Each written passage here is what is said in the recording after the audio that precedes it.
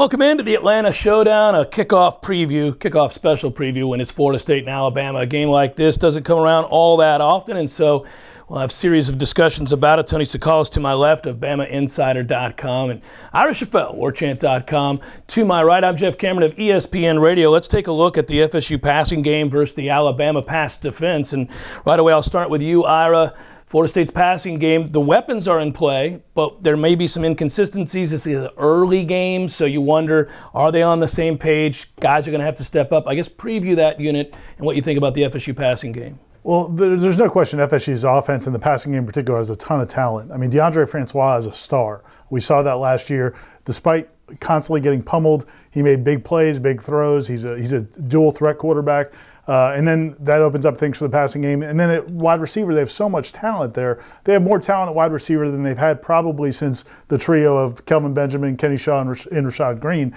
But they're a little bit inexperienced. Nyquan Murray made a big splash in the second half of last season. Auden Tate, we've seen him have his moments, especially in the red zone. And then Keith Gavin, we saw his talent in the Orange Bowl game, not necessarily at wide receiver as a kick returner, but he obviously has a ton of talent as well. So they have much improved talent at the wide receiver position. DeAndre Francois is back. They also have the talented tight ends, Maven Saunders, Ryan Izzo. But there's questions because of just the nature of new guys in new positions, and then also kind of a rebuild offensive line. Yeah, it's weird too, and I think when you look at the group, most people would echo what you're saying about the talent, but guys are going to have to be in a position to step up and do things they haven't had to do in the past now as their position on the team elevates. You've got superstardom there potentially, but this is game one, Tony, and so I wonder, as Florida State fans maybe worry about whether or not there's continuity on the offensive side in the passing game. Alabama's first-team defense, very talented across the board, but I don't think a lot of people know in that secondary what comes next. Talk about that matchup. Yeah. I think there's a lot of, after getting taken to the woodshed with Deshaun Watson and giving up 420 yards, I think there's a little bit of concern about the secondary. Yeah, and then, the spring game, the quarterbacks did very well, so it didn't really calm the nerves of the secondary. But I think some of that worry, I guess, on Alabama's secondary is in the second team and the third team, that is the depth of it. Because I think that first team secondary is pretty solid. You've got Minkah Fitzpatrick at safety, Ronnie Harrison at safety. You got Anthony Averett who can just burn on one cornerback, and then they kind of filled the hole with Trayvon Diggs, who's a player that played mostly receiver last year, but stepped in this spring, did really well in the cornerback role. He seems like he's young, but he's getting it figured out, and I think by that opener he might be a little bit more comfortable. That's a pretty solid set right there in the secondary. I think right off game one, they're actually going to be pretty set. If there's no injuries, that's their first team secondary. I think it's really strong. Yeah, it's hard when we're doing a preview this far out to know that obviously once camps get underway, we'll have a better feel for that consistency I alluded to, but also if guys go down.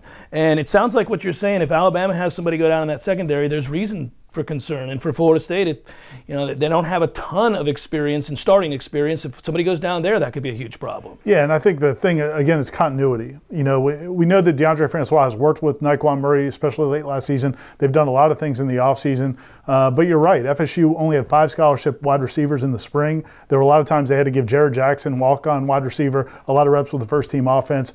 They're pretty thin there. They've got a couple guys coming in this season from that recruiting class.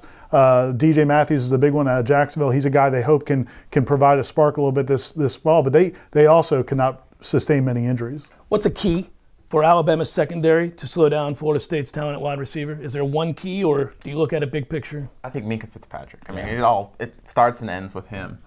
He's got to provide that leadership. He's got to get everything under control, and he's back at that safety position, or at least that's what we think he'll be at, barring any kind of move in the fall. But he's going to be the leader of the defense now. He's going to be probably the team captain this year, and I think it's going to all kind of revolve around him and just set the tone, and he's going to have a lot of responsibilities. In that sense, it's almost like Derwin James on Florida State's side. We've got two just all-world players that can man that secondary. And what's a key matchup that you see for Florida State's receivers versus Alabama's defense? It's actually not even a receiver or a quarterback. To me, it's the offensive line. FSU's offensive line. Can they protect DeAndre Francois against Alabama's pass rush?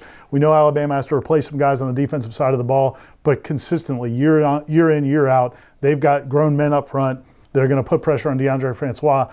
And FSU's going to have, they may have 2 redshirt freshmen starting. They may have a true sophomore starting on that offensive line. It's going to be a tall task for them in week 1 to match up and give Francois the time to make those throws. Your hint seems to be that you think Alabama's secondary is going to play just fine. I'm curious, do you think Florida State's offense early, first game of the year against this talent, do you think, since we're talking passing game, Francois, receivers, tight ends if you want, will be in rhythm early in this game and have an opportunity to kind of carry the day? I think they're going to need a big night from the defense. I don't think FSU's offense is going to be a smooth running machine in that game, game 1, all the expectations, all the hype, and that Alabama defense with that much time to prepare.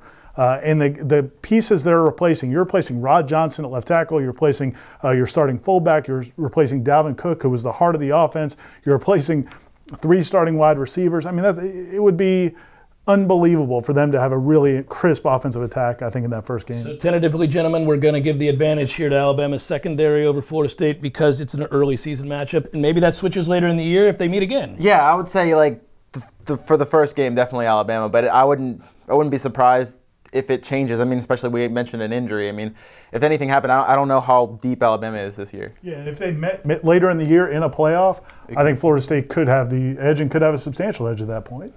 Be fun. It could very well happen. I mean, these are 2 great teams with an opportunity to play out the rest of the season without much damage done in an early season loss in a matchup like this. The next time we come back, we'll have an opportunity to talk about FSU's offensive line versus Alabama's defensive line.